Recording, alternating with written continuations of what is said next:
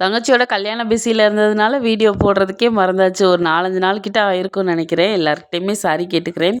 கல்யாணம் நல்லபடியாக நடந்து முடிஞ்சிருச்சு. அதுக்கு முன்னாடி நாள் எடுத்த வீடியோ தான் இது. பொண்ணுக்கு மெஹந்தி போடுறதுக்கு வெளியிலலாம் சொல்லலை. நாங்களே ஓரளவுக்கு போடுவோமா. ரைட் ஹேண்டில் நான் போட்டேன், லெஃப்ட் ஹேண்டில் எங்கள் அத்தை பொண்ணு போட்டா.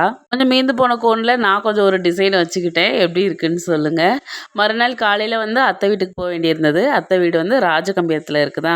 இப்போ அத்தை சென்னையில் இருக்கிறதுனால நிறைய பாத்திரம் அவங்க வீட்டில் வேஸ்ட்டாகி இப்போ கிடக்கு அப்படின்னு சொல்லிட்டு அதெல்லாம் எடுத்து போட்டுட்டு தங்கச்சிக்கு ஒரு சீர் செய்கிறேன்னு சொல்லியிருந்தாங்க. அதனால தான் அங்கே போயிருந்தோம். எல்லாத்தையும் எடுத்து கிளியர் பண்ணேன். காலையில் வீட்டில் சாப்பிட்டு போகல, அதனால பரோட்டா பணியாரம் எல்லாம் வாங்கிட்டு போனோம். நல்லா சாப்பிட்டுட்டு அதுக்கப்புறமா வேலைகள்லாம் ஆரம்பிச்சாச்சு.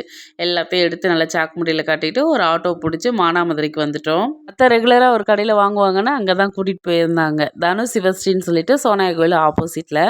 மானாமதுரையில் இருக்கிற எல்லாருக்குமே கண்டிப்பாக தெரியும். பாத்திரத்தெல்லாம் போயிட்டு எடை போட்டு பார்த்துட்டு இருந்தாங்க. நான் சைடில் போயிட்டு என்னென்ன பாத்திரம் இருக்குதுன்னு எல்லாத்தையும் நோட்டம் பண்ணிட்டு வந்துட்டு இருந்தேன்.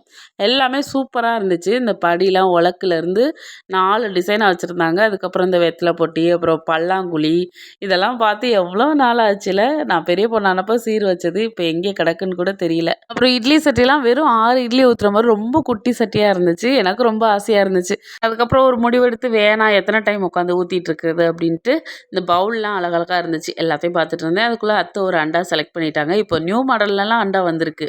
ஒரு பொருள் வாங்கும்போது இருக்கிற மதிப்பு விற்கும் போது இருக்காது. அது மாதிரி தான் இத்தனை பொருளை போட்டுட்டு இந்த ஒரு அண்டாவும் முடியும் தான் எடுத்தோம். நெக்ஸ்ட் வீடியோவில் பார்க்கலாம். மீண்டும் சந்திப்போம். டடா.